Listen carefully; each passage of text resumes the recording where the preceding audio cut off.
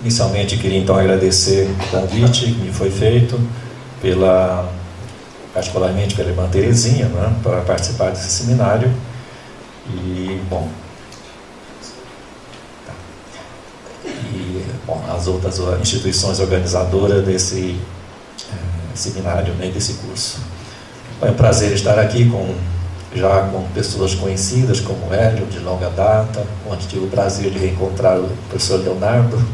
Nós nos encontramos lá em São Paulo, uns anos atrás, e, enfim, outras pessoas já que conheço de longa data, desde meu trabalho lá em São Paulo, no Centro de Estudos Migratórios. Bom, espero poder contribuir com a discussão de hoje.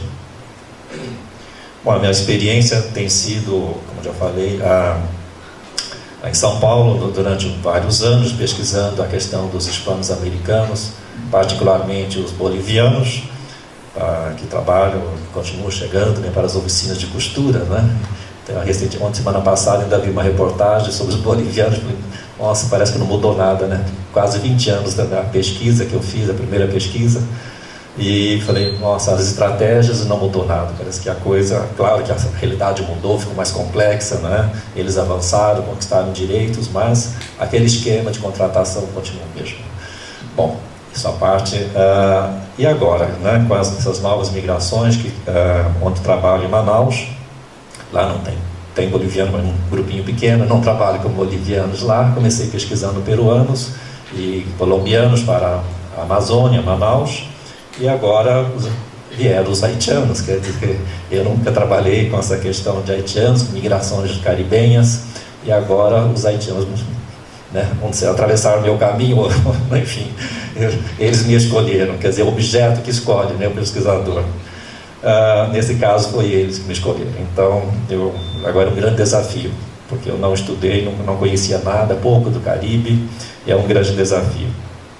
Bom, essa questão então dos haitianos, né, é bastante recente, não é? E eu tenho acompanhado isso desde o início, quer dizer, desde 2010, quando eles começaram a chegar em Manaus, pela fronteira de Tabatinga, né, com a fronteira Peru-Colômbia.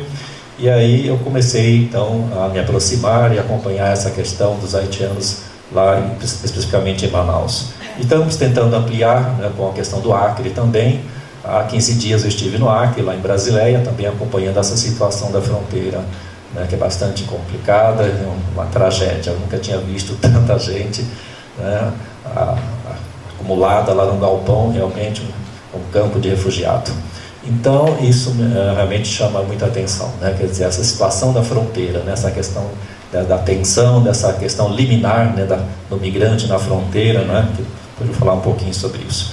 Bom, eu quero, quer dizer, o grande desafio é entender, né, esse fluxo de imigrantes para o Brasil, para a Amazônia, mas pensar também como é que eles estão sendo, né, como serão, né, porque ainda é muito recente, não dá para dar aqui, já tirar grandes conclusões, porque como serão integrados, como será a inserção deles, né? Por isso que eu coloco aqui entre aspas a questão da integração, né? Que é uma questão muito recente.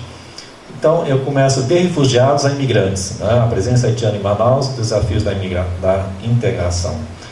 Então, em primeiro lugar, essa questão da categoria, né?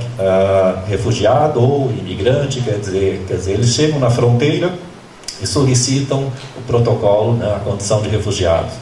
E como o Brasil é signatário do protocolo, né, dos refugiados, né, portanto o Brasil não pode negar esse pedido.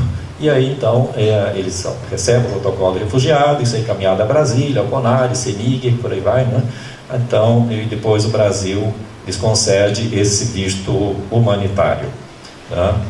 Então, essa é uma questão também a ser discutida, né? Quer dizer, essa saída que o Brasil encontrou, né? Essa categoria visto humanitário, né? Quer dizer, não são refugiados, né? Poderia ser, mas não é. Quer dizer, vamos então, como é que eles classificamos esse migrante que seria o não desejado, né? Quer dizer, por uma questão humanitária, então a gente concede o visto a ele, quer dizer, como é que fica isso? Então, por isso que essa integração é entre aspas e interrogativa, né? Como é que nós estamos integrando esse não desejado, né? Quer dizer, bom, essa é uma questão que fica então para a nossa discussão. Eu poderia falar então mais detalhadamente sobre isso. Então, a grande pergunta vem, mas por que o Brasil? De repente, os haitianos começaram a vir para cá, não é? Será que porque eles gostam do futebol, gostam do samba, sei lá, a seleção brasileira esteve lá, né, logo depois do terremoto, né? Mas será que é só isso, né? Quer dizer, a questão da migração no Haiti, no Caribe, né, ela é bastante antiga, né, não é recente. Quer dizer, o Haiti sempre, em geral, logo depois da sua independência, né, com seus problemas econômicos, embargo, etc., né, ele foi, na sua história, um país de imigração, né, que os haitianos já saem há muito tempo, né, para outros países vizinhos, para a República Dominicana, para a Venezuela, para os Estados Unidos, né, e outros países, enfim. Então, uma questão que o Haiti, creio eu, né, ele já é um país de imigração muito antes que o próprio Brasil, né, que o próprio Brasil é uma questão mais recente. Então, temos as questões estruturais, né, evidentemente, que tem seu papel importante, né, os desastres ambientais, as questões estruturais, econômica, dependência, embargos, etc., questões políticas, não é? Tudo isso tem um peso, não é? Evidentemente. Mas eu creio que toda essa questão tem que ser analisada, né, a partir, né, de uma leitura mais ampla, não é? Quer dizer, desde muito tempo, né, o Haiti faz parte desse processo mais amplo de reprodução do capital. Portanto, temos que entender dentro desse contexto mais amplo. Então eles já vão, né, para os Estados Unidos, França, Canadá e etc., e agora o Brasil, não é? Outra questão também que teve seu peso, evidentemente, é a questão da presença militar, né, brasileira, formando essa força de segurança da ONU, a famosa MINUSTAH, desde 2004.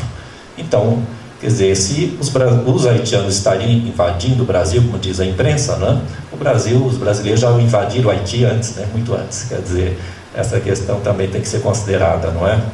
Quer dizer, os brasileiros, através da sua força, os militares, estão lá já anteriormente, já antes do terremoto.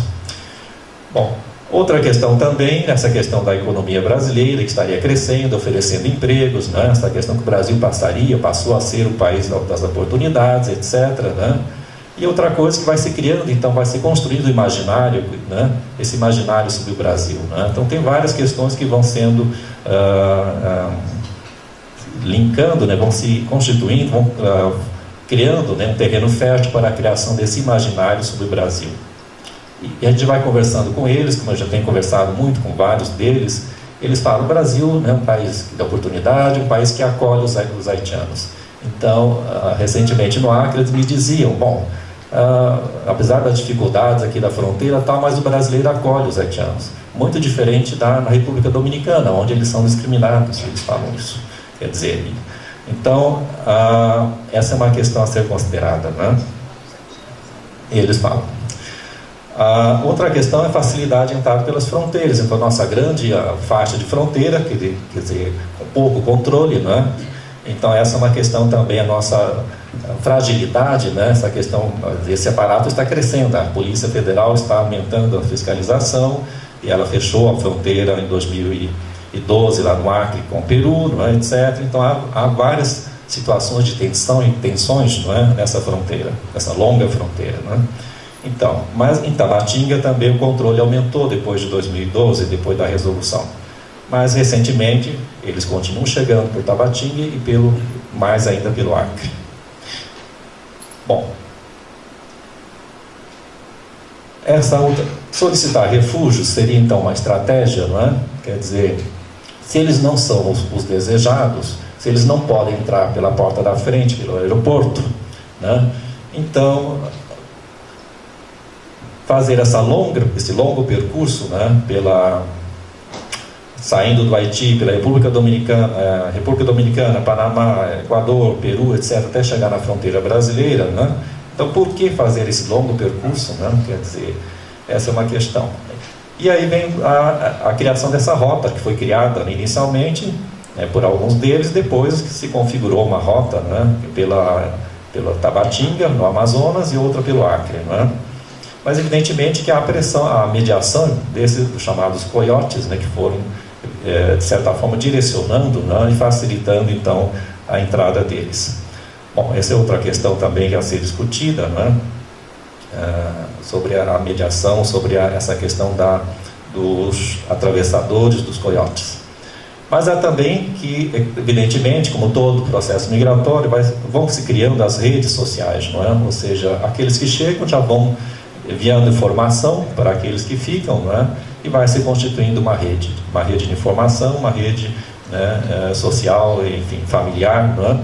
Aliás, é importante dizer que no caso dos haitianos, a questão familiar é muito grande, muito forte, ou seja, aquele que vem, na verdade, como um representante de um grupo familiar. Então, a família investe nele, vende os seus pertences, vende um pedaço de terra, faz um empréstimo bancário para investir nesse indivíduo que vai depois ter que mandar o dinheiro. Quer dizer, a questão das remessas é muito importante nesse caso. Então, há um envolvimento da família, uma família mais ampliada, não só a família nuclear. Então, esse é um elemento interessante também a ser verificado. Bom, a questão da fronteira, né, que eu já observei, ou Tabatinga ou Brasileia, no Acre, né? Então tem sido realmente uma situação muito crítica, uma situação de tensão, porque esses imigrantes, ao chegarem na fronteira, eles não encontram a estrutura, não encontram aquela acolhida que eles esperavam, né? Aí há um problema burocrático da Polícia Federal, que não tem efetivo, agentes para atendê-los, então começa a acumular, quer dizer, a polícia só atende 10, 20 por dia e chegam 40, quer dizer, vai se acumulando e vai se criando essa situação que se criou em Tabatinga no final de 2012 e agora no Acre, em Brasileia. Quer dizer, essa é uma questão, né, da famosa burocracia brasileira, né, da falta de preparo também dessas instituições para resolver esse problema. Bom, então essa questão da fronteira é uma questão que ela vai, né, ela tem uma certa flexibilidade, hora ela abre, hora ela fecha, né, quer dizer, uma coisa bastante complicada. A importância nesse processo todo, né, da mediação da pastoral do migrante, que no caso do Amazonas, ela teve um papel muito importante, porque nesse caso o Estado lá não assumiu nada, ele lavou as mãos totalmente. No caso de Manaus, Amazonas, o governador não quis saber de imigrante, não quis saber de haitiano, diz, isso é problema do governo federal, que os leve para Brasília. Ele disse literalmente uma frase. Portanto, ele disse, lá tem muitos apartamentos vazios dos deputados, leve para lá. Essa foi a resposta do nosso governador. Essa era uma? Pois é, era uma, né?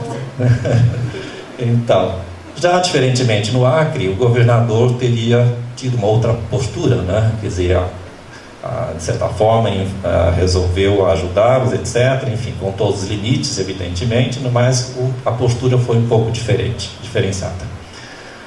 Bom, então nesse processo todo, né, no caso das instituições não governamentais, no caso da Igreja Católica, da Pastoral e outras igrejas, foi de fundamental importância. Do contrário, teríamos uma crise humanitária realmente, né, sem precedentes.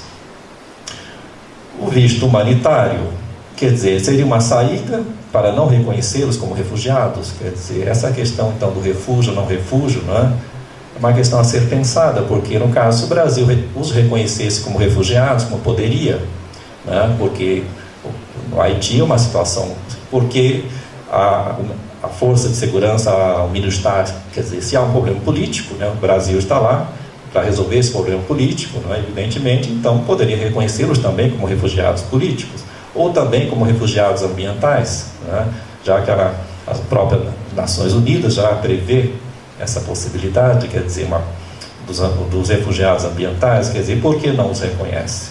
Seria porque, em reconhecendo-os, né, como refugiados, teria que reconhecer o fracasso dessa força MINUSTAH, dessa presença militar no Haiti.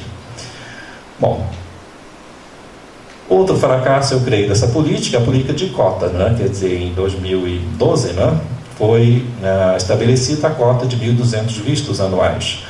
Mas, dada a dificuldade de tirar o visto no Haiti, né, a burocracia, a corrupção, etc., né, enfim, e a demanda era evidentemente muito maior, evidentemente que essa cota não deu conta, né? Quer dizer, 1.200 vieram muito mais, né, 1.500 só pelo Acre, né, ultimamente. Então essa é uma questão também, né, agora que foi eliminada a cota, né, foi aberta, enfim, está aberto, né, mas de que forma? Quer dizer, quais são os critérios, quais serão os critérios, onde eles poderão retirar esse visto, né? Será na República Dominicana também, onde há uma grande presença deles, mais de 1 milhão? Quer dizer, não sei como será feito esse, né, esse controle. Locais de partida, né? Eles saem, evidentemente, como eu falei, dessa grande jornada, dessa grande trajetória, né? E durante as trajetórias é interessante analisar, porque eles vão passando por vários países e aí vão acontecendo muitas coisas. Quer dizer, no caso, eu entrevistei uma haitiana, ela saiu do Haiti, foi parou no Equador, né? Acabou o dinheiro, precisou trabalhar, precisou ganhar mais dinheiro, etc. E aí conheceu um haitiano, teve um filho no Equador, ficou 2 anos no Equador. Depois ela veio ao Brasil, está lá no Acre há 5 meses, né, no alojamento, que não tem dinheiro para seguir a viagem, né? Aliás, a grande dificuldade deles é não ter dinheiro para seguir a viagem. Tem o documento, mas não tem dinheiro para continuar a viagem, esse é o grande problema. E, portanto, vemos que, então, essas pessoas vão, por onde passam, vão acumulando, vão criando laços, vão criando redes, etc. Né? Quer dizer, é interessante avaliar essa migração a partir dessas trajetórias, né? Quer dizer, e partir também da perspectiva de gênero, evidentemente, não é? Que as mulheres têm outra visão, têm outras histórias, não é? Apesar dela ser minoria, não é? Mas isso é muito importante. Bom, falando especificamente de Manaus, onde eu conheço mais, que tenho acompanhado, né, durante esses 3 anos, o perfil deles, não é? Ainda nós estamos ainda fazendo levantamentos, já fizemos alguns no nosso grupo de pesquisa. Eles são, em geral, jovens de sexo masculino, né? A média de idade 28 anos, não é? Interessante que o autor que fez um estudo sobre os haitianos nos Estados Unidos, ainda nos anos 70, ele fez um survey lá, o Peruzek, e ele encontrou que a média era 29 anos, que então ela se mantém, 28, 29 anos, essa é a média, quer dizer, desde lá dos anos 70 ainda, do século passado. E a média, a faixa etária, ela vai dos 20 aos 49 anos, outros falam de 25 a 35, enfim, é nessa faixa, não é? Apesar de que ela vai se alargando tanto para baixo quanto para cima, quer dizer, encontra jovens de 12 e 13 anos, adolescentes, e encontramos pessoas de mais de 50 anos também. Quer dizer, essa é uma questão, recentemente, que estamos observando, né? Eles estão vindo com pessoas mais maduras, com mais de 40 e 50 anos. Então, a maioria solteiros, né? Homens, e as mulheres, a minoria, ainda, né? Não chega a 10%. A escolaridade, ensino fundamental e médio, a maioria deles tem essa escolaridade fundamental muitas vezes ainda incompleta, não é? Outros têm o médio também incompleto e o superior, poucos têm o superior completo. Muitos deles ainda incompleto. Começaram seus cursos na República Dominicana e não terminaram, ou no Haiti. Então, o grande desejo deles, que eles manifestam, é exatamente continuar os estudos, né? Eles veem o Brasil com uma possibilidade não só de trabalho, mas também de estudo. Então, grande parte deles querem continuar os estudos. Mercado de trabalho, o que eles faziam no Haiti, né? Então, nós sabemos que o Haiti, um país com todos os problemas que tem, então, eles, grande parte, trabalhava na construção civil, no comércio, na agricultura, no setor de serviços, né? No setor chamado setor informal, né? Vendendo na rua, vendendo comida, enfim, esse era cabeleireiros, cabeleireiras, etc. Né? Essa era a atividade no Haiti. É interessante que no Brasil não vai mudar muito, né?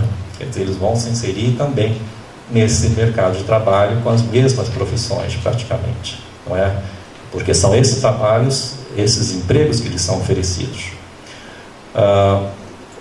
Em Manaus, o grande desafio que eles têm, né? São vários. A moradia passa a ser um grande desafio, né? A alimentação, a comunicação, o idioma, mas eles aprendem muito rapidamente o português. Isso é muito interessante que tenho observado. Eles têm uma facilidade para aprender o nosso idioma, né? Embora alguns deles só falem crioulo, né? Outros falam crioulo, francês, inglês, espanhol, etc. Né? Mas eles têm uma grande facilidade para aprender o nosso idioma. O mercado de trabalho, esses empregos são, em geral, em Manaus, né? De baixa remuneração, da construção civil, serviços, etc. A grande dificuldade tem sido para as mulheres. As mulheres, elas têm uma dificuldade maior para inserção no mercado de trabalho, porque elas têm a qualificação é mais baixa, e porque os empregos que lhes são oferecidos, em geral, no serviço doméstico, né? Elas não querem. Então, por quê, né? Elas não estão aceitando, estão encarando essa questão do emprego doméstico?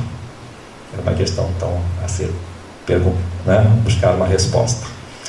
Outra questão é a rotatividade do emprego, né? Eles começam a trabalhar no emprego, depois não se adaptam ou vêm com o salário muito baixo, né? Quando recebe o primeiro salário, uma grande decepção. Mas como só R$600, né, o salário mínimo, né, ou um pouco mais, eles fazem a conta em dólar, realmente fica muito pouco, né?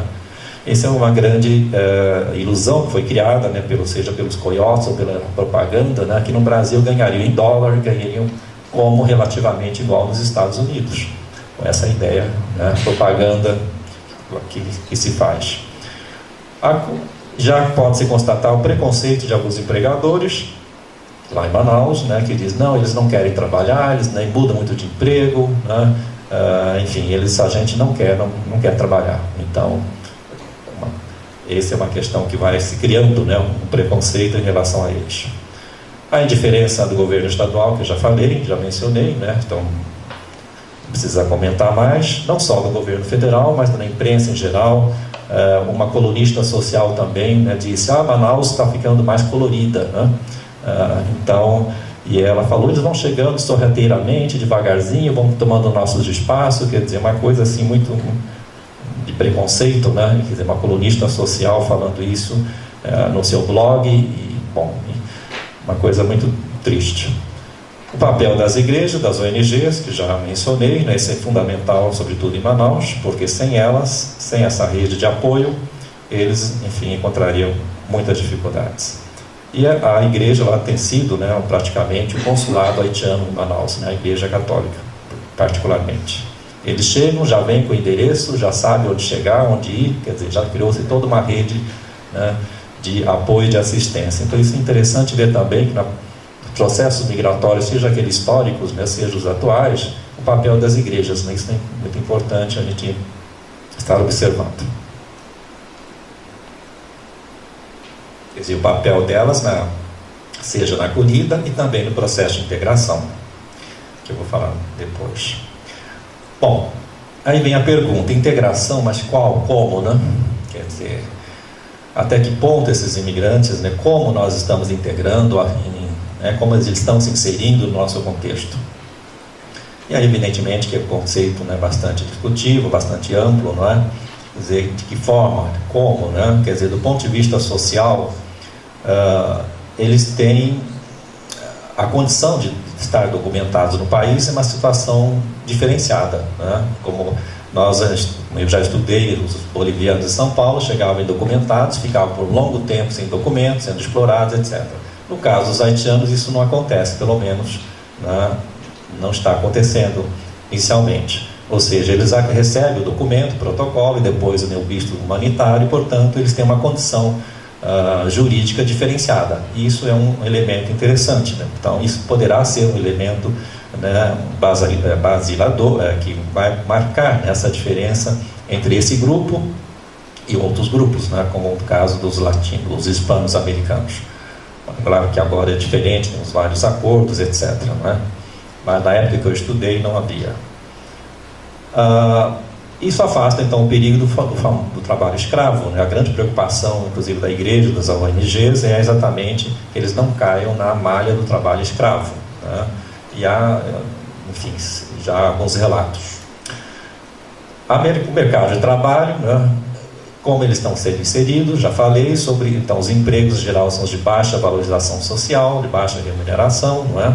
E, portanto, essa socialização, essa integração deles, né, via mercado de trabalho, é desse ponto de vista, ou seja, ela não é muito diferente do nosso migrante interno, daquele que vinha do Nordeste, do Norte, etc., né? A moradia é o grande desafio, eles estão morando em bairros periféricos, em casas alugadas por eles, né, ou em ocupações, em habitações de baixa qualidade, né, em pequenas vilas que eles vão criando, né, seja em Manaus, seja em Porto Velho, em outras cidades, eles vão se aglutinando, vão formando, chamou, né, entre aspas, bairros haitianos, né, e aí, recentemente em São Paulo, num prédio que eles estavam morando, já foram despejados, enfim. Esse é um grande desafio, não só para os haitianos, mas para todo migrante, né? No caso dos hispanos também, a dificuldade deles do acesso à moradia. Do ponto de vista cultural, então já falei da importância Eles têm um diferencial, que eles falam, né, 2 línguas, são bilíngues, e outros falam outras, o inglês, o espanhol, né, etc. Então isso pode ser um diferencial também no mercado de trabalho, né? Como vários professores de inglês, eles, né, poderão se inserir e poderão melhor se adaptar com maior facilidade. Outra questão, já mencionei, a importância dos estudos. Eles querem estudar e querem também trazer a família. Então aquilo que o Hélio apontava na questão, né, da reunificação familiar, quer dizer, se nós já temos 10.000 haitianos pelo menos, né, se eles trouxerem mais um membro ou 2 da família, então isso vai se triplicar, né, evidentemente. Mas como será feito isso, né? Esse é o grande desafio da reunificação familiar. Eles dizem, né, lá está pior que aqui, né? Quer dizer, se aqui não está bom, mas lá está pior, né? Isso quando nós estudamos migrações internas, né, sempre o nordestino dizia, bom, em São Paulo não está bom, mas lá estava pior, né? É a mesma situação, muito semelhante. Bom, do ponto de vista teórico, né, do ponto de vista, falando mais do ponto de vista antropológico, como seria então, qual seria esse modelo de integração, né? Quer dizer, aí está para pensar o caso brasileiro, que é a dinâmica cultural no Brasil, né? Dinâmica cultural, étnica, racial. Então é preciso ter cuidado, né? Não sei, claro, quando falamos em modelo, é uma questão, o próprio modelo já implica limites, né? Seja, evidentemente, os modelos que nós vemos pelo mundo, da segregação, seja o assimilacionista, né? Seja o multiculturalismo. Então todos esses modelos, evidentemente, ou outros, né, eles apresentam seus limites. Acredito que do ponto de vista cultural é preciso captar na dinâmica, né, das relações sociais, culturais, né, étnicas, para entender, para poder avaliar melhor. Então a grande questão que fica é como resolver os conflitos, né? Porque evidentemente que eles existem, não é? Seja essa ideia de que o Brasil acolhe bem o migrante, né? Que o Brasil é multicultural, que o Brasil é multiétnico, mestiço ou híbrido, que sei lá, qual seria a categoria que queiramos, né, utilizar, mas enfim, evidentemente que eles, né, são migrantes negros, né? Eles têm uma cultura diferente da nossa. Claro que há elementos culturais comuns, não é? Que a herança africana, evidentemente, não é? Mas, ou latina, queiramos dizer, poderia ser por aí, né? Esses elementos poderiam facilitar, poderiam ser os canais de diálogo com a sociedade brasileira, né? Então acredito que aí poderia ser algum dos canais de diálogo, né? É preciso considerar as experiências e diferenças nas trajetórias de cada indivíduo, né? Então os processos sociais e migratórios, né? A gente fala os haitianos, os bolivianos, né? A gente generaliza muito, né? Quer dizer, é preciso ver as especificidades, as particularidades, né? As questões de gênero, né? Como já falei. Então isso é muito importante, né? Quando a gente coloca tudo no mesmo balaio, né? Balaio de gato, enfim. Mas enfim, é preciso analisar com cuidado essas diferenças, não é? Entre eles mesmo, as diferenças, evidentemente, são sociais, culturais, não é? Alguns que já migraram para outros países têm uma trajetória diferente, têm uma experiência diferente, não é? Aquele que sai pela primeira vez, quer dizer, tem várias diferenças, várias especificidades, não é? Então não dá para dizer né? Os, quer dizer, então fica muito genérico, não é? A importância da organização do grupo, né? Outro elemento importante nessa integração, né? Possível integração. Há o papel das associações que já começam a surgir, algumas associações que eles já estão criando, seja lá em Manaus, seja em Pelotas, já tem uma, no Rio Grande do Sul, creio eu em outros lugares, em Porto Velho também. Então eles vão criando as suas associações para, enfim, se articular, para lutar, para, enfim, reivindicar seus direitos. A importância das igrejas, né? Não só as católicas, mas as outras também. E eles já também estão criando suas próprias igrejas, né? Interessante mencionar que grande parte deles não são católicos, eles são das denominações evangélicas. Então eles já chegam no Brasil já nessas confessões das várias diferenças das igrejas evangélicas. E portanto lá em Manaus já tem uma igreja haitiana de denominação evangélica. Eles rezam em crioulo, em francês, etc. Alguns grupos culturais também já começam a nascer. Lá em Manaus já temos um grupo musical também, uma banda que eles estão já se apresentando em alguns lugares. Quer dizer, há vários elementos já que de organização social e cultural desse grupo. Então é interessante ver e importante ressaltar, né, a consciência política do haitiano, que é uma consciência bastante, enfim, apurada, né? Ou seja, eles falam muito da independência deles, da luta que tiveram, né, contra os brancos, etc., né? Isso é muito marcante nesse grupo. Portanto, essa questão da consciência política deles é muito forte. Quais seriam os canais de diálogos, então, com o contexto local, com o Brasil, né? Então, especificamente com lá em Manaus, né? Seria o futebol, seria a música, seria a religião, quer dizer, seriam esses os canais, né, de contato, de diálogo, né, de trocas culturais, quer dizer, só o tempo dirá, né? Mas, enfim, há alguma coisa que nos... né, uma coisa acontece no meu coração, né? Lembrando aqui o Caetano, é alguma coisa que faz o link, alguma coisa que, né, que nos une, alguma coisa que nos aproxima. Evidentemente, essa paixão que eles têm pelo futebol, né, pela música brasileira também, né? É interessante que lá perguntava para eles, né, e a música brasileira? Eles falavam, aquela música do Michel Teló, se eu te pego, né? Quer dizer, essa música passou a ser, né, enfim, a marca brasileira no exterior, né? Essas coisas Mas, enfim, isso eles aprendem rapidinho.